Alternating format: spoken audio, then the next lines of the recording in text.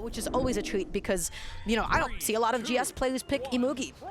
I can't feel anything but get flashbacks here to Platfight because Marckiemoo just straight up destroyed Monihalla. He took every part of his game plan and broke it down and ground it up into powder and threw it in the ocean or something, and of course it disappeared, and then Marckiemoo is like the victory on the beach. He's like holding the trophy up or whatever. Scattering his ashes. I'm telling you, that's how destructive that Marckiemoo was. It was a 3-1 in Winners Finals and a 3-0 in Grand Finals. Monihalla basically could not touch Marckiemoo. This is what they're doing to me in Platfight, and it's just somebody scattering into the ocean. So we'll see how this goes. We're starting off on Demon Island. Already Monihalla looking for the 3-piece. Marckiemoo and lights in the wrong direction, and Monihalla takes full advantage of it, resetting his own combo and able to find the closer. Now, Dara, we're going to do a little bit of callback here. What did we learn earlier about greatsword players and certain maps? They like really, really long maps. They love Demon Island. This is such a good stage for them, but we'll see if Marckiemoo eventually is able to take Monihalla to Small World's End. So one of my favorite things about Marckiemoo is it feels like we know Sandstorm's Mordex is very good with the Scythe. Like, he mostly made his name with the Scythe. His Gauntlet's fantastic, but he mostly made his name with the Scythe, right? That's what everyone knows him for. But it feels like we haven't had, like, a really young, cracked Gauntlet player in a very long time. And it's like, it feels like the last one we had was maybe Experience. I would love to see if I'm forgetting someone and anybody else has any ideas on that, but it feels like the last really young, cracked Gauntlet player was Experience. Oh, but listen, Marckiemoo still on the Scythe. He is so scary. As soon as he puts you off stage, there has never been a Mordex with an advantage state like him, but none of that matters. Monihalla finding the stock off the top, still keeping up an amazing lead for himself. Okay, nice landing. Ooh, there's a D-Light ground pound. Marckiemoo was high enough in the air to be able to grab that one. There's the weapon toss, Monihalla. He actually picks up the more damaged weapon toss there. Or weapon pickup, I should say. Nice little side light. That's going to give Marckiemoo the room he needs to grab the gauntlets. Does hit the recovery, but that turtle defense and that high ceiling on Demon Island. Yeah, both of them coming into play, finding the end light, backing off a little bit. The best punish that he could possibly have gotten from that position. Sido coming in time. Monihalla looking for that end light. He's able to finally find it as Marckiemoo whiffs an end light of his own, and he cannot make it back onto the stage quite yet. Is this going to be the stock? Oh, he just spot dodged and stayed off stage, like in the first layer of the push-off column above the stage, and Monihalla expected the dodge through onto the stage. You can never be comfortable against Mordex. You can never be comfortable against Marckiemoo. Looking for the down and the neutral, not able to find it. The side by itself is not actually enough to KO quite yet. Side light and light dodging through. Really good, just holding onto the dodge, just eating two of the combos. Not able to go for the dare nair there. He wasn't high enough up in the air when he started the dare to then pick up the neutral air on the greatsword after like the bounce pass to himself. It's going to be game one going to Monihalla, or sorry, yeah, going to Monihalla. I still think Marckiemoo is going to take this one. Demon Island instantly banned out, Dome banned out. We're going to Small Fortress, Mos Eisley, or Small Worlds, and there's no shot. What happened? What do we got? What's the stage? We're going to see. We're going to see. We're going to see, and the people at home will see. We're going to find out. What's happening? Why are we doing this? What's going on here, guys? So, what's happening? This is a stage I have seen Marckiemoo take so many players to. And again, I have seen what he is able to do with them. He gets one dodge read, and then he carries you all the way up. He gets one dodge read, and he gets you all the way off to the side. We'll see how this ends up going. It's not a lot of space for greatsword. Monihalla whiffing a side light on the ground. Marckiemoo finding a side light. Oh my gosh, that would have been crazy if he picked up that GC side light. And Monihalla's heavy too, man. He needs a longer runway. There's a lot of fuel in this blade, man.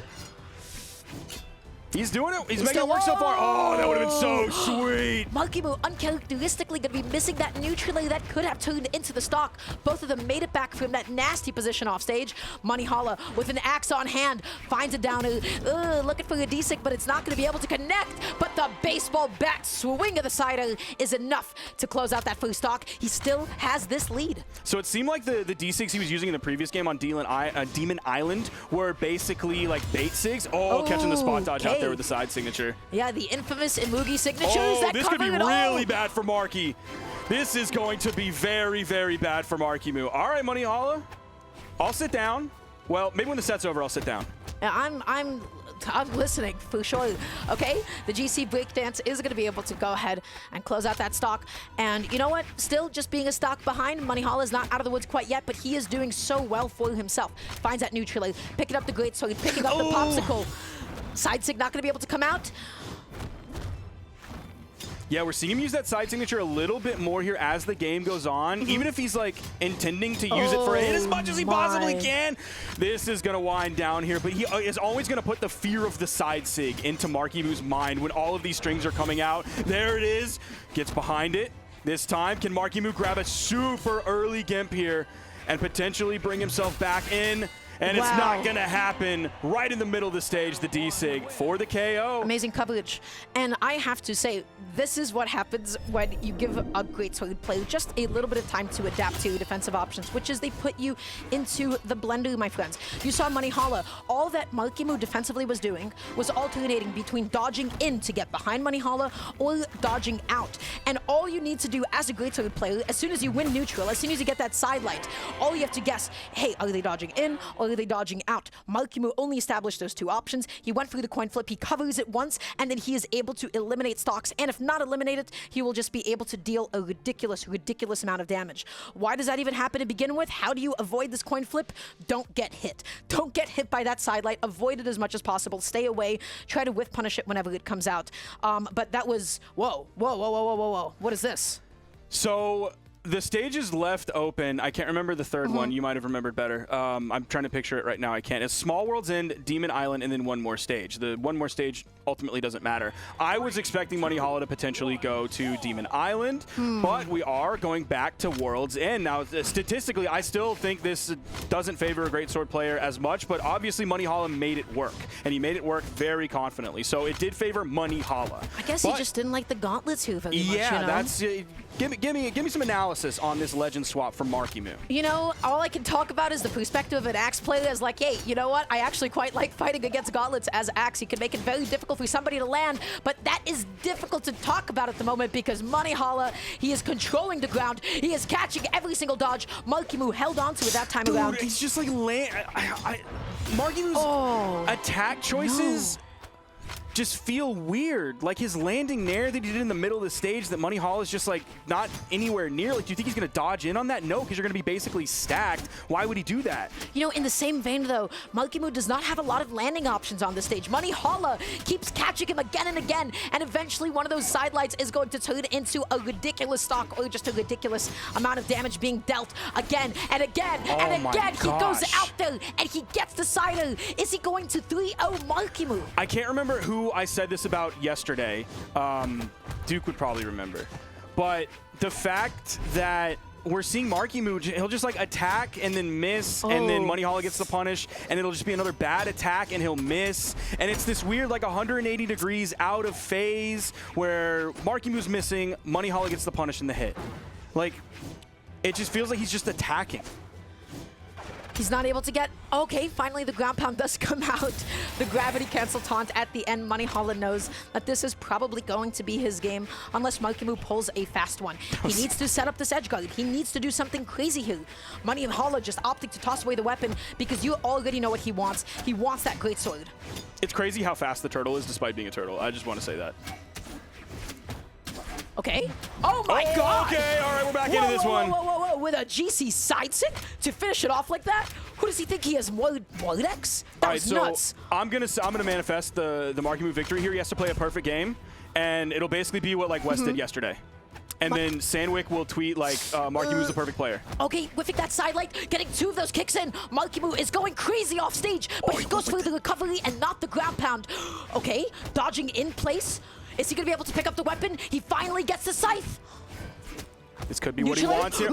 He got the end of that. He goes back to retouch and reset his jumps. Could this be it? No way! No way! It happened! Marckiemoo with a near perfect final stock when he was so deep in the red. He did it! Monihalla shouldn't have taunted. He taunted after his first stock was gone. That taunt was so toxic. It was like, yeah, man, you got me. Great. Like, that's what you tell your little brother when he beats you when you're a diamond player. You're like, yeah, man, hey, keep it up, dude. Great job. Who doesn't like Marckiemoo? That was ridiculous. And that is the volatility of Scythe. That is what this weapon can do to you. Yep. You can never be careful. I talked about it against Sandstorm. You can never be careful with Sandstorm. You can never be careful against a player like this either. It does not matter the deficit that he is in. He is always capable of making that comeback. Why? Because he's him. His offstage gameplay is so good. It is some of the best, if not the best, in all of Brawlhalla Esports at the moment. So, we're going into the next game. This was a lot of momentum that was just pulled away from Monihalla. Yes. What was working for him was straight up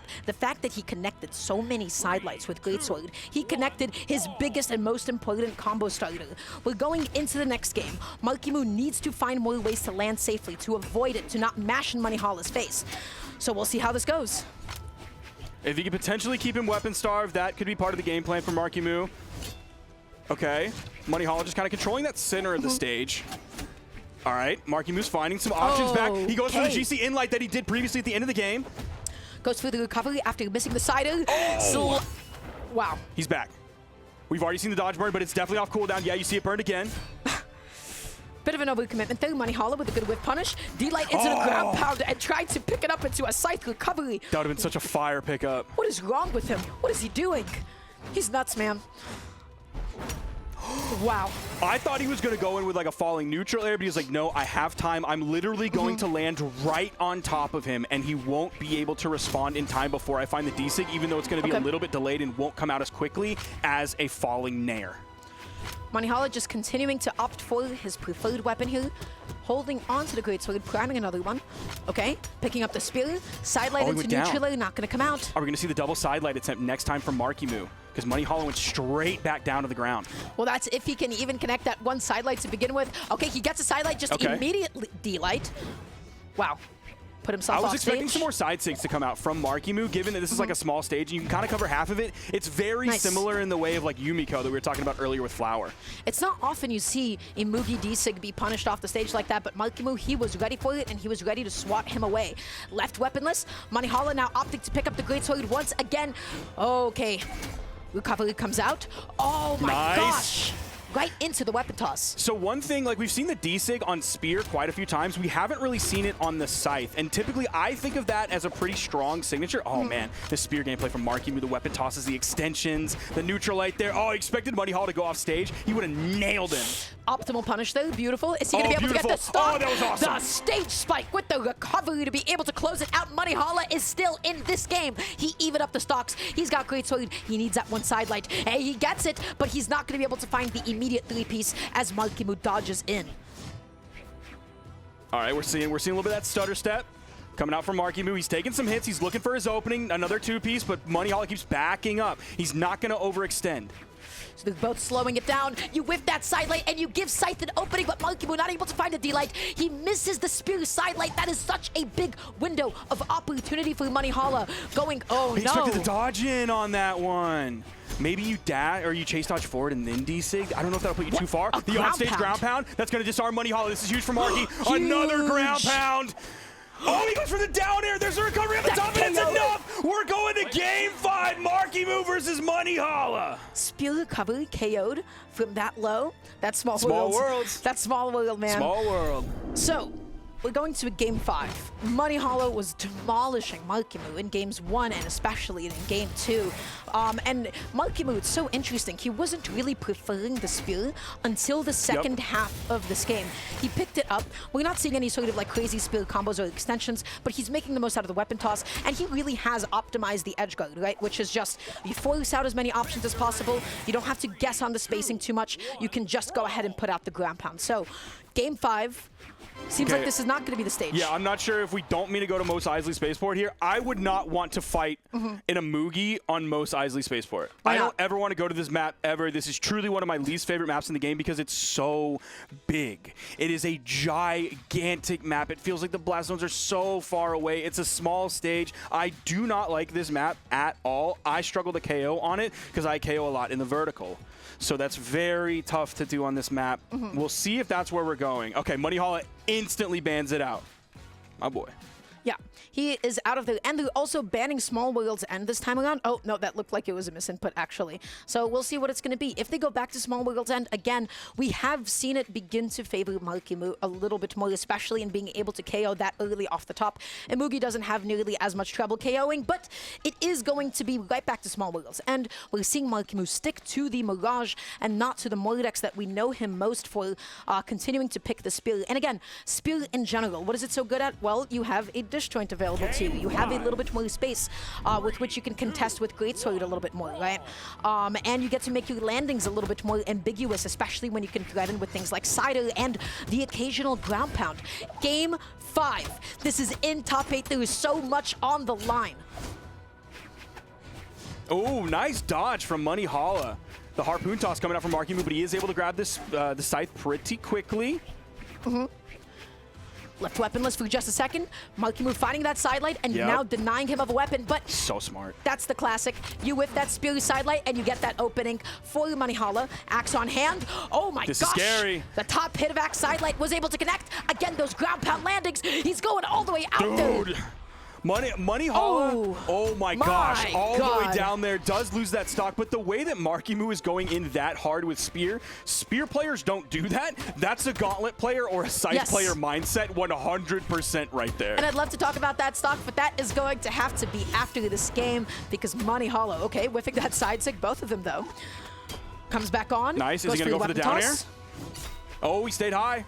Went for the onstage ground pound, not enough. It sent the wrong direction. Okay, he stayed deep enough in the push-off column so that he could get behind Marckiemoo as he did the GC side signature to over and touch the wall.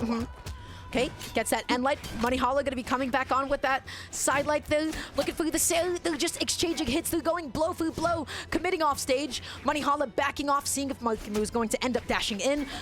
Again, nobody's finding any huge combos yet. They're just going hit for hit.